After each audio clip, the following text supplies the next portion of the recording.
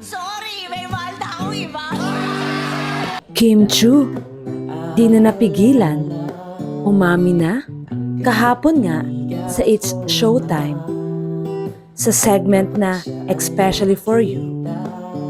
Etong si Kim Chu, hindi na napigilan na mailabas ang totoong nararamdaman. Marami kasi ang umiintriga dito kay Kim at kay Paolo na di umano ay sila na.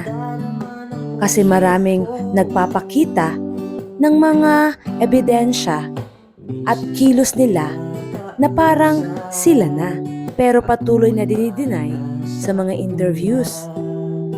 At kahapon nga, sa It's Showtime, sinadya ata ni Nene Vice para mailabas ni Kim Chu yung nararamdaman niya regarding sa ex niya na si Zian Lim. Ikaw, anong masasabi mo?